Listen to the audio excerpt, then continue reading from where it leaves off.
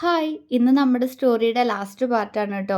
അപ്പോൾ എന്താ പറയേണ്ടതെന്ന് അറിയില്ല. ഒരുപാട് സന്തോഷം. നമ്മുടെ സ്റ്റോറി ഇരു കൈ നീട്ടി സ്വീകരിച്ച എല്ലാവരോടും നന്ദി പറയാണ്. അതോടൊപ്പം തന്നെ നമ്മുടെ പുതിയൊരു സ്റ്റോറി തുടങ്ങി വെച്ചിട്ടുണ്ടായിരുന്നു, അഗ്നിജ്വാല. ആ സ്റ്റോറി എല്ലാവരും സപ്പോർട്ട് ചെയ്യണം. എനിക്ക് ഉറപ്പുണ്ട് നിങ്ങൾക്ക് ആ സ്റ്റോറി ഒരുപാട് ഇഷ്ടപ്പെടും. പിന്നെ സ്റ്റോറി ലാസ്റ്റ് പാർട്ടാണെന്ന് പറഞ്ഞപ്പോൾ കുറേ പേര് സങ്കടമായി എന്നൊക്കെ പറഞ്ഞ് കമൻറ്റ് ഇടുന്ന കണ്ടു.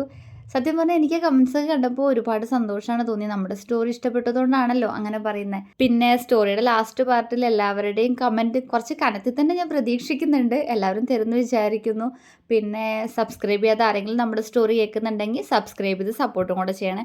അപ്പം എന്നാൽ നമുക്ക് നമ്മുടെ സ്റ്റോറിയുടെ അവസാന ഭാഗങ്ങളിലേക്ക് പോവാം അല്ലേ. രുദ്രാർദ്ര പ്രണയം ലാസ്റ്റ് പാർട്ട്. 5 വർഷങ്ങൾക്ക് ശേഷം. രുദ്രേട്ട എഴുന്നേക്ക്. രുദ്രേട്ട നേരെ എന്തായിന്ന് വിചാരം? ആർദ്ര ബെഡിലേക്ക് നോക്കിക്കൊണ്ട് ആയുഷിനോട് ദേഷ്യത്തോടെ ചോദിക്കുന്നുണ്ട്. എവിടെ? തലവഴി പുതപ്പിട്ട് കിടക്കുക ആള്. രുദ്രേട്ട ഒന്ന് എണീക്കെന്നേ. അഭി, രുദ്ര നിങ്ങളോടും കൂടെയാ? അവൾ കലിയോടെ അവരോടും പറഞ്ഞു. എന്നിട്ടും ഒരനക്കമില്ലാതെ കിടക്കുന്ന മൂന്നിൻ്റെ ദേഹത്ത് നിന്ന് അവൾ പുതപ്പ് വലിച്ചെടുത്തു. എന്തോ അതുവരെ ഉണ്ടായിരുന്ന പരിഭവമെല്ലാം ആ നിമിഷം അലിഞ്ഞില്ലാതായതുപോലെ. അവൾ ബെഡിലേക്ക് കണ്ണു വിടർത്തി നോക്കി.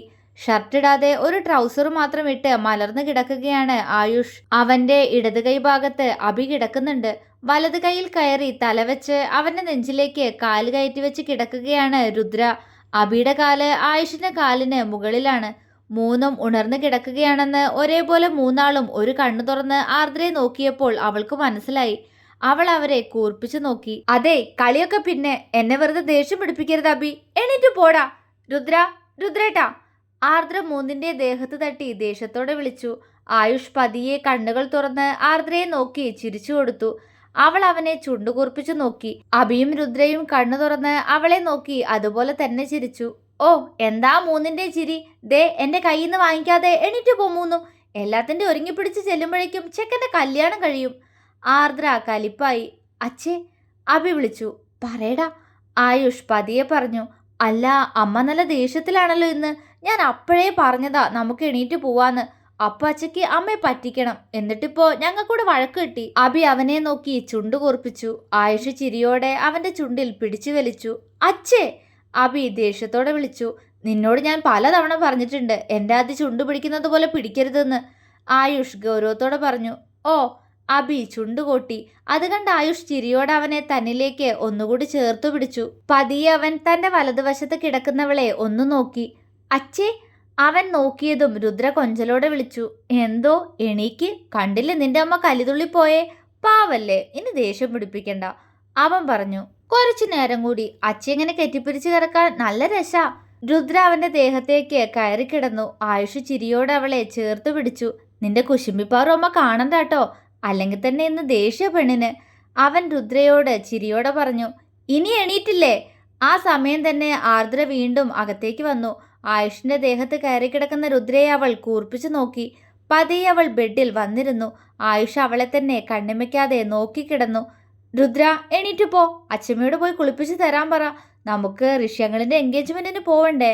ആർദ്ര ചോദിച്ചതും രുദ്ര പെട്ടെന്ന് ചാടി എഴുന്നേറ്റു. ആ പോനം. ഏട്ടാ ബാ, നമുക്ക് പോയി കുളിക്കാം. അതും പറഞ്ഞ് അവൾ അഭിയം പിടിച്ച് എഴുന്നേൽപ്പിച്ചു. ഗുഡ് മോർണിംഗ് അമ്മ. രണ്ടുപേരും കൂടി ചേർന്ന് അവളുടെ ഇരു കവിളിലും അമർത്തി ചുംബിച്ചുകൊണ്ട് പറഞ്ഞു. ആർദ്ര സ്നേഹത്തോടെ അവരെ നോക്കി അവരുടെയും കവിളിൽ അമർത്തി ചുംബിച്ചു. ചെല്ല്, പോയി കുളിക്കിട്ടോ, അവൾ അഭിയുടെയും രുദ്രയുടെയും കവിളിൽ തലോടിക്കൊണ്ട് പറഞ്ഞു. ഓക്കെ. അതും പറഞ്ഞ് അഭി രുദ്രയുടെ കയ്യിൽ പിടിച്ചു. അച്ഛേ, ഞങ്ങൾ ഇപ്പൊ വരാ, രുദ്ര പറഞ്ഞു. ഓക്കെ. അവൻ കണ്ണു ചിമ്മി. അഭി. ആയുഷ് അഭിയെ പുറകിൽ നിന്ന് വിളിച്ചു. അവൻ ഡോറടയ്ക്കാൻ കണ്ണുകൊണ്ട് അഭിയോട് കാണിച്ചു. അഭി അച്ഛനെ നോക്കി തലയാട്ടി ഡോറടച്ചിട്ട് പോയി. ആയുഷ് പതിയെ ബെഡിൽ എഴുന്നേറ്റിരുന്നു. ആർദ്ര അവനെ മുഖം വീർപ്പിച്ചു നോക്കി. എന്താടി ചക്കരെ, നിന്റെ മുഖത്ത് വല്ല കടന്നലും കുത്തിയോ? ആയുഷ് അവളുടെ കവിളിൽ ഒരു കുത്തുവെച്ചു കൊടുത്തു.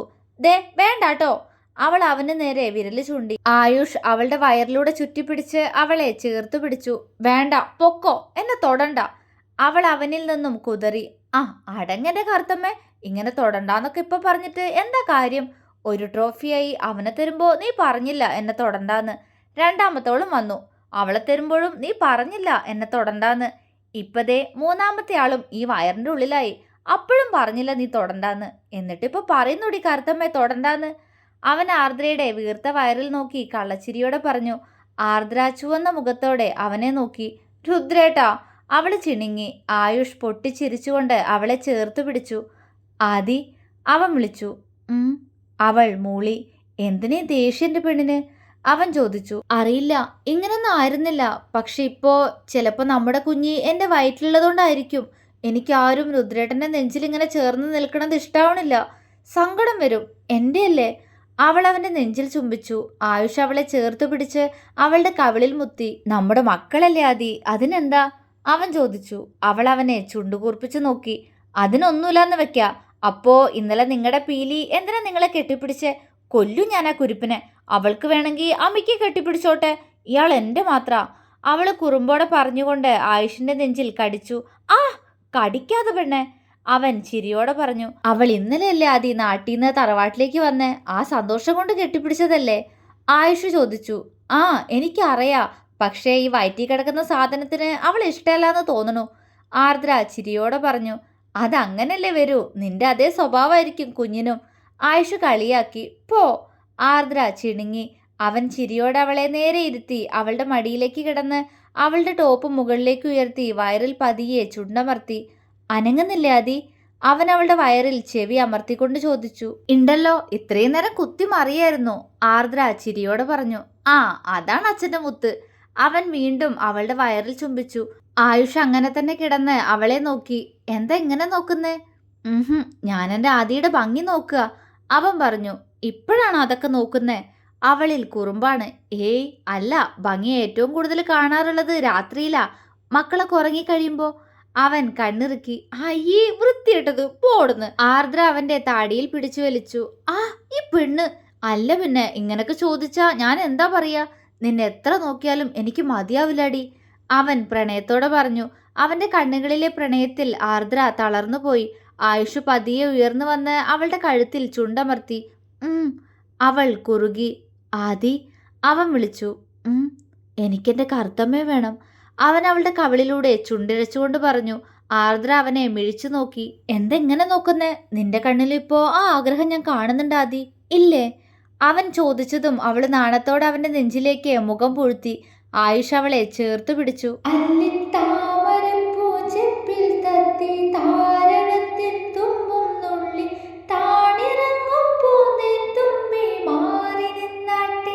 അത്രയും പാടിക്കൊണ്ടവൻ അവളുടെ മുഖം പിടിച്ചുയർത്തി.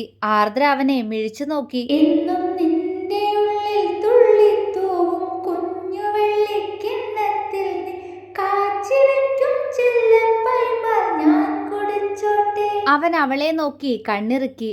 ആർദ്ര അവനെ കൂർപ്പിച്ചു നോക്കി. ഇങ്ങനെ നോക്കാതെ, കുടിച്ചോട്ടെ, അത് പറ. അവൻ അവളെ ഒഴിഞ്ഞു നോക്കി. രുദ്രേട്ടാ. അവള് ചിണുങ്ങി ചിരിച്ചുകൊണ്ട് അവനെ അള്ളിപ്പിടിച്ചു. അവൻ പാടുന്നത് കേട്ട് അവൾക്ക് അത്രത്തോളം നാണം തോന്നുന്നുണ്ടായിരുന്നു. ആയുഷ് ചിരിച്ചു.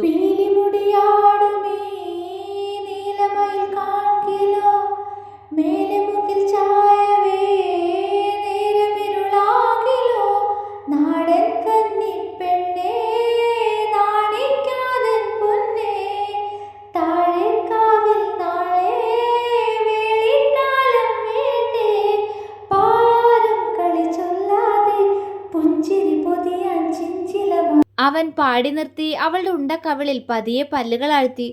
രുദ്രേട്ട, അവൾ ഏങ്ങി. അവൻ അവളെ പതിയെ തന്നിൽ നിന്നും അകറ്റി മാറ്റി. നിങ്ങൾക്ക് മാത്രം എവിടുന്നാ മനുഷ്യ ഇങ്ങനത്തെ പാട്ട് കിട്ടുന്നേ? എന്നും കാണുമല്ലോ ഇങ്ങനെ ഓരോന്ന്, അവള് ചുവന്ന മുഖത്തോടെ ചോദിച്ചു. എന്തോ നിന്നെ നോക്കുമ്പോ ചില സമയത്ത് ഇങ്ങനത്തെ പാട്ടേ വരൂ. അല്ലെങ്കിലും നല്ല പാട്ടല്ലേ ഇടി ചക്കര ഇത്. നല്ലത് ചിന്തിക്കൂട്ടി. അത്രയും പറഞ്ഞുകൊണ്ട് അവൻ പെട്ടെന്ന് പോയി ഡോറ് ലോക്ക് ചെയ്ത് അവൾക്കടുത്തേക്ക് വന്നു. അവള് പിടച്ചിലോടെ അവനെ നോക്കി. എന്തിനീ നാണം? ഇത്രയും വർഷമായില്ലാതി, ഇപ്പോഴും നാണാണോ? അവൻ ചോദിച്ചു. രുദ്രേട്ടൻ അതുപോലെ എന്നെ ഇപ്പൊ നോക്കുന്നേ, അതുകൊണ്ടാ, അവള് പതിഞ്ഞ സ്വരത്തിൽ പറഞ്ഞു. ആണോ? എന്നാ വാ, നമുക്കൊന്ന് സ്നേഹിക്കാം. അതും പറഞ്ഞ ആയുഷ് അവളുടെ ചുണ്ടിലേക്ക് ചേക്കേറി. എത്ര നുണഞ്ഞിട്ടും മതിയാവാത്ത ലഹരി പോലെ അവൻ അവളുടെ ചുണ്ടുകളെ കടിച്ചു വലിച്ചു നുണഞ്ഞു. ഇരുവരും ആവേശത്തോടെ ചുണ്ടുകൾ നുണഞ്ഞു. പതിയെ നാവുകൾ കെട്ടുപിണഞ്ഞു. ആർദ്രയെ പതിയെ ബെഡിലേക്ക് കിടത്തിക്കൊണ്ട് ആയുഷ് അവളിലെ വസ്ത്രത്തിന്റെ മറ നീക്കി. അവളിലൂടെ ആകെ അവൻ അലഞ്ഞു നടന്നു. ഒടുവിൽ അവളെ വേദനിപ്പിക്കാതെ അവൻ പതിയെ അവളിലേക്കുള്ള പൂർണ്ണ യാത്ര ആരംഭിച്ചു. രുദ്രേട്ട, കിതപ്പോടെ അവള് വിളിച്ചു. അല്പനേരത്തിന് ശേഷം ആർദ്രയെ തന്നിൽ അലിയിപ്പിച്ചുകൊണ്ട് ആയുഷ് അവളിലേക്ക് അവന്റെ പ്രണയം വീണ്ടും ചൊരിഞ്ഞു. രുദ്രേട്ട. ആയുഷിന്റെ നെഞ്ചിൽ കിടന്നുകൊണ്ട് അവളെ വിളിച്ചു. അവൻ മൂളി. എനിക്ക് ഒത്തിരി ഇഷ്ടാ. അവള് പറഞ്ഞു. എനിക്കും. എന്റെ ജീവൻ തന്നെ നീയല്ലേ ആദി. അതും പറഞ്ഞവൻ അവളുടെ മുഖമാകെ ചുംബിച്ചു. ആർദ്ര പ്രണയത്തോടെ അവനെ ചേർത്തു പിടിച്ചു. ഇന്ന് ദാസിന്റെ അനിയൻ രാമദാസിന്റെ മകൻ ഋഷിയുടെ എൻഗേജ്മെന്റ് ആണ്. ചെക്കന് വിവാഹപ്രായം ആവുന്നേ ഉള്ളൂ. പക്ഷെ അപ്പോഴേക്കും പഠിക്കുന്ന സമയം ഒരു കുട്ടിയായിട്ട് ഇഷ്ടത്തിലായി. ആ റിലേഷൻ സീരിയസ് ആയതുകൊണ്ട് തന്നെ അവനത് വീട്ടിൽ പറഞ്ഞു. ഋഷി ഇപ്പോ കൺസ്ട്രക്ഷൻ കമ്പനി നടത്തുവാണ്. അവന് അതായിരുന്നു താല്പര്യം. തൽക്കാലം എൻഗേജ്മെന്റ് നടത്തി 1 വർഷം കഴിഞ്ഞ് മാരേജ് നടത്താനാണ് പ്ലാൻ. അർപ്പിത എന്നാണ് അവന്റെ പെണ്ണിന്റെ പേര്. അവൾ അച്ഛന്റെ ബിസിനസ് നോക്കി നടത്തുവാണിപ്പോൾ. ഋഷിയെ പോലെ തന്നെ അവളും അവളുടെ അച്ഛൻ്റെ അമ്മയുടെയും ഒറ്റ കുട്ടിയാണ്. ഈ 5 വർഷം കൊണ്ട് എല്ലാവരുടെയും ജീവിതത്തിൽ ഒരുപാട് മാറ്റങ്ങൾ വന്നു. ദേവർമഠത്തിൽ കാർത്തികേയനോട് ആർദ്ര ക്ഷമിച്ചു. രുദ്ര ഉണ്ടായതിനു ശേഷം അയാൾ ആർദ്രയോട് ഒരുപാട് തവണ സംസാരിക്കാൻ ശ്രമിച്ചു. ഒടുവിൽ എപ്പോഴോ ആ കണ്ണുനീരിൽ അവളുടെ മനസ്സലിഞ്ഞു. പൂർണ്ണമായും അയാളോട് ക്ഷമിക്കാൻ അവൾക്ക് കഴിയുമായിരുന്നില്ല. എങ്കിലും അവൾ അയാളോട് സംസാരിക്കുമായിരുന്നു. മനുവിന് ആദ്യത്തേത് ആൺകുട്ടിയായിരുന്നു. പേര് സിദ്ധാർത്ഥ്. അവന് ഒരു 2 വയസ്സാകും മുന്നേ തന്നെ മനു ആയുഷിനോട് പറഞ്ഞതുപോലെ തന്നെ സെക്കൻഡ് ഗോൾ അടിച്ചു. അത് പെൺകുട്ടിയാണ്. ശിവദ അഭിമന്യു. അതോടുകൂടി ഈ പ്രസ്ഥാനത്തോട് വിട പറഞ്ഞുകൊണ്ട് വേദിക പ്രസവം നിർത്തി. നാം 1 നമുക്ക് 2 എന്നാണ് അവൾ മനുവിനോട് കുറുമ്പോടെ പറഞ്ഞത്. പാറുവിനും മിമിക്കും 2 മക്കളുണ്ട്. ആദ്യത്തേത് പെൺകുട്ടിയായിരുന്നു. മിമിയുടെ പോലെ നീലക്കണ്ണുകളുള്ള ഒരു സുന്ദരി കുട്ടി, അമീറ പാർവണ. അവരുടെ മാലാഖയുടെ പേര്. പാറുവിൻ്റെ പേര് കൂടി കുഞ്ഞിന് വേണമെന്നത് മിമിയുടെ നിർബന്ധമായിരുന്നു. രണ്ടാമത്തെ കുഞ്ഞും പെൺകുഞ്ഞാണ്. അവൾക്കിപ്പോൾ 2 വയസ്സാവുന്നു. പേര് അമാനി പാർവണ.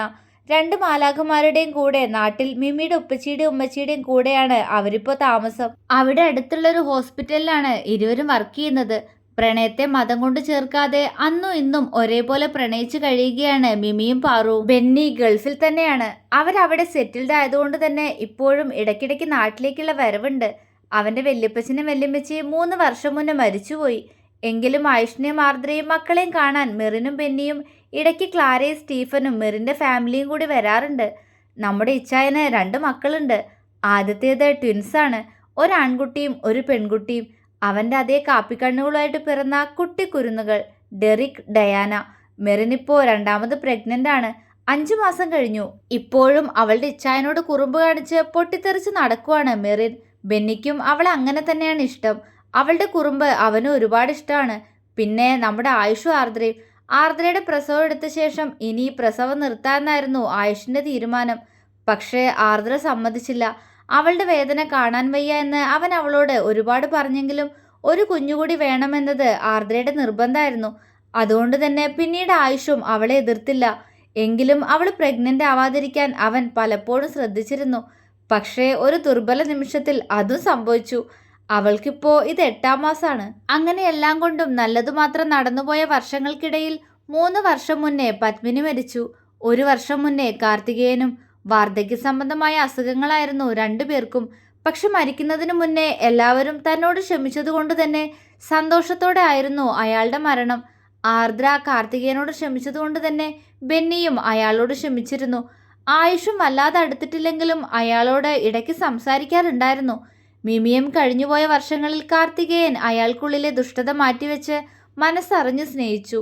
അതുകൊണ്ട് തന്നെ ആ 2 ആത്മാക്കളും ഇന്ന് സന്തോഷത്തിലാണ്. പത്മനാഭനും സുലോചനയും ഇപ്പോഴും കൈലാസത്തിലും ഋഷിഭവനിലുമായിട്ടാണ് താമസിക്കുന്നത്.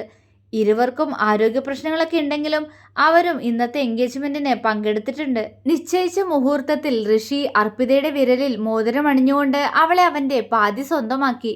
അർപ്പിതയും അവന്റെ വിരലിലേക്ക് മോതിരം അണിഞ്ഞുകൊടുത്ത് അവനെ നോക്കി പുഞ്ചിരിച്ചു. പിന്നീട് ഫോട്ടോ എടുപ്പും ഫുഡ് കഴിക്കലും എല്ലാമായി നേരം മുന്നോട്ടു പോയി. ആർദ്രയും ആയുഷും ബെന്നിയും മെറിനും മനുവും വേദികയും മിമിയും പാറുവും എല്ലാം ഓരോ കസേരയിലായി അടുത്തടുത്തിരിക്കുന്നുണ്ട്. എല്ലാവരുടെയും നോട്ടം എൻഗേജ്മെന്റ് സ്റ്റേജിലിരുന്ന് കളിക്കുന്ന മക്കളിലായിരുന്നു. അബി ഒരു മൂത്ത ഏട്ടനെ പോലെ എല്ലാരെയും ശ്രദ്ധിക്കുന്നുണ്ട്. ഡയാനയ്ക്ക് അവനോട് മറ്റുള്ളവരെക്കാൾ കൂടുതൽ അടുപ്പമാണ്. എപ്പോഴും അവനെ ഉമ്മ വെച്ചും കെട്ടിപ്പിടിച്ചും കൊഞ്ചിക്കൊണ്ട് നടക്കും പെണ്ണ്. അബി ആയുഷിന്റെ ചെറുപ്പം പോലെ തന്നെ പക്വതയുള്ള പെരുമാറ്റമാണ്. എല്ലാവർക്കും ഒപ്പം കളിക്കാൻ കൂടുമെങ്കിലും അപ്പോഴും കണ്ണുകൾ ചുറ്റും അവന്റെ കൂടപ്പിറപ്പുകളിലായിരിക്കും. അബിച്ച. ഡയാന കൊഞ്ചിക്കൊണ്ട് അബിയുടെ അടുത്തേക്ക് വന്നു. എന്തോ? അവൻ ചിരിയോടെ ആ കുഞ്ഞു കാന്താരിയുടെ കവിളിൽ തട്ടി. എനിക്ക് ആ പൂവ് എടുത്തു തരുമോ? അവൾ മുകളിൽ അലങ്കരിച്ചു വെച്ചിരിക്കുന്ന ചുവന്ന റോസിലേക്ക് നോക്കിക്കൊണ്ട് ചോദിച്ചു.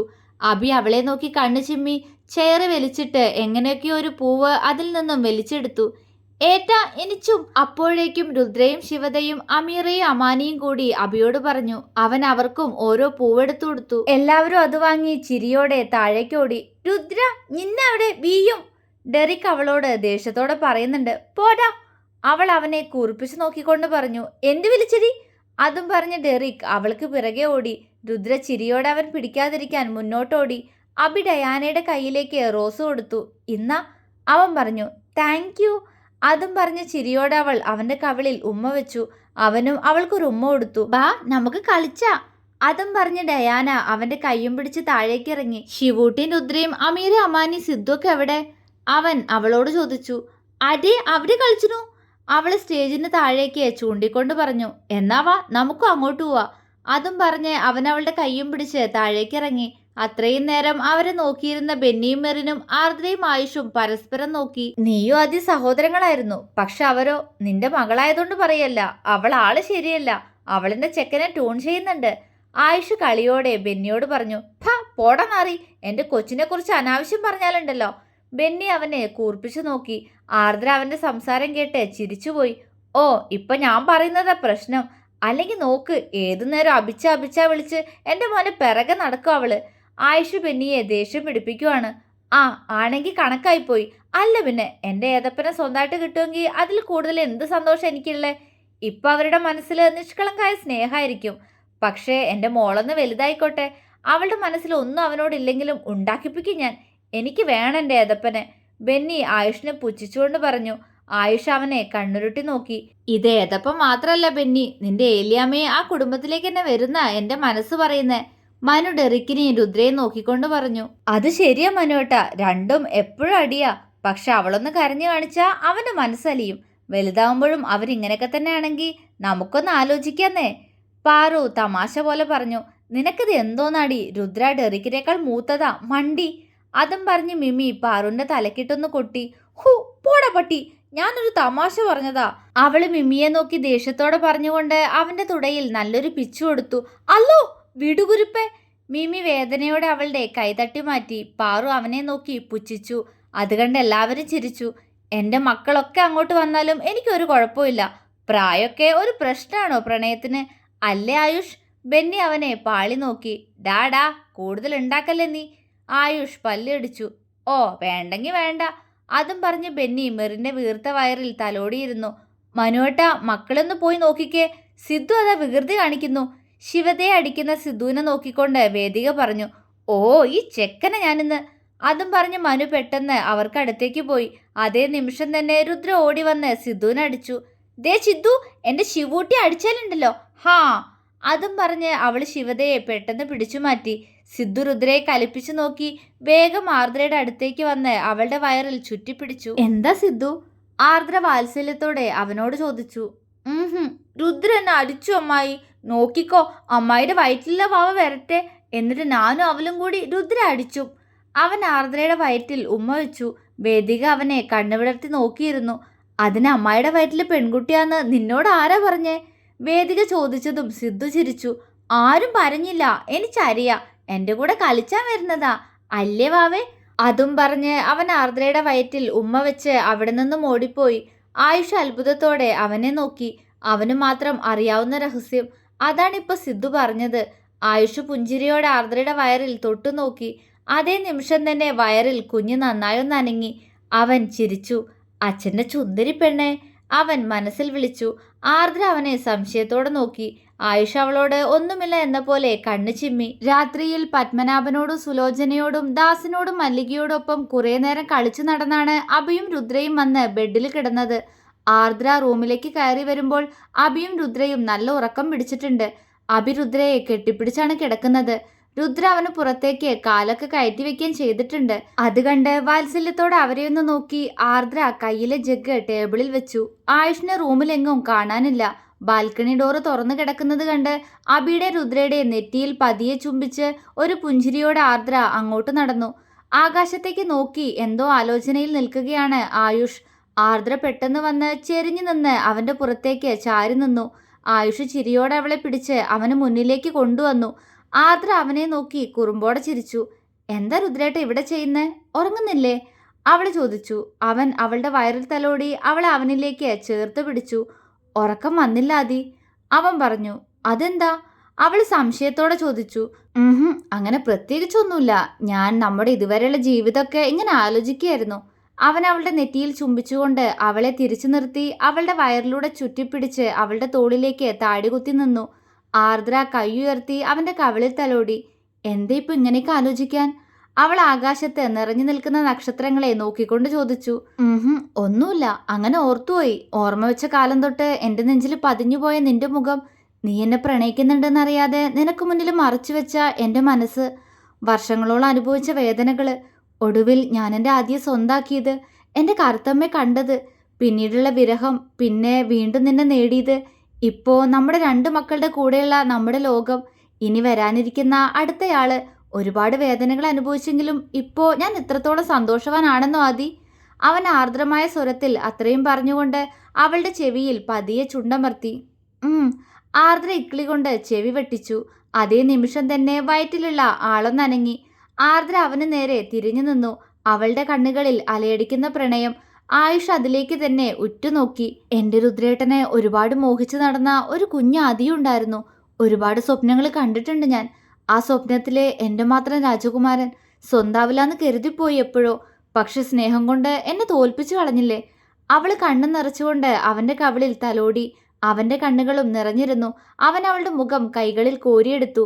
നിന്റെ കൂടെ ഇനി ഒരുപാട് കാലം ജീവിക്കണം ആദി എനിക്ക്. അവസാന ശ്വാസം ഈ ശരീരത്തിൽ നിന്ന് വിട പറയുമ്പോൾ കൂടെ നീയും വേണമെന്നാ എൻ്റെ ആഗ്രഹം.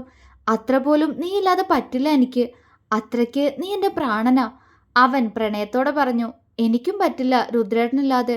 എൻ്റെ അല്ലേ, എങ്ങനെ ജീവിക്കും ഞാൻ ഈ മുഖം കാണാതെ? അവൾ ആർദ്രമായി ചോദിച്ചു. ആയുഷ് അവളെ പതിയെ ചിരിച്ചു നിർത്തി.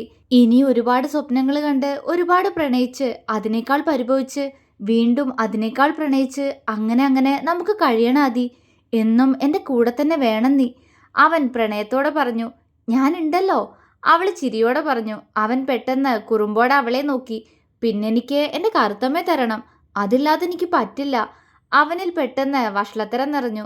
ആർദ്രയുടെ മുഖം ചുവന്നുപോയി. അയ്യേ പോ രുദ്രേട്ട. ചിണുങ്ങിക്കൊണ്ടവൾ അവൻ്റെ നെഞ്ചിലേക്ക് മുഖം പൂഴ്ത്തി. ആയുഷ് പൊട്ടിച്ചിരിച്ചു. നമുക്ക് ഒരുപാട് ആഷിക്മനായ പാടൻ്റെ ആദി. പ്രണയം, അതും പ്രണയത്തിൻ്റെ ഭാഗം തന്നെ ആണിടി ചക്കരെ. അവൻ കണ്ണിറുക്കി. രുദ്രേട്ടാ, അവളെ നാണത്തോടെ വിളിച്ചു. ആദി. അവൻ്റെ സ്വരം പെട്ടെന്ന് ആർദ്രമായി. ആ കണ്ണുകളിലേക്ക് നോക്കി അവളും മൂളി. ആയുഷ് അവളുടെ മുഖം കയ്യിൽ കോരിയെടുത്ത് ആ കണ്ണുകളിലേക്ക് തന്നെ നോക്കി. അടുത്ത നിമിഷം അവൻ താഴ്ന്നു വന്ന് അവളുടെ ചുണ്ടുകളെ കവർന്നെടുത്തു പ്രണയത്തോടെ. ആർദ്ര കുറുകിക്കൊണ്ട് അവനോട് ചേർന്ന് നിന്നു.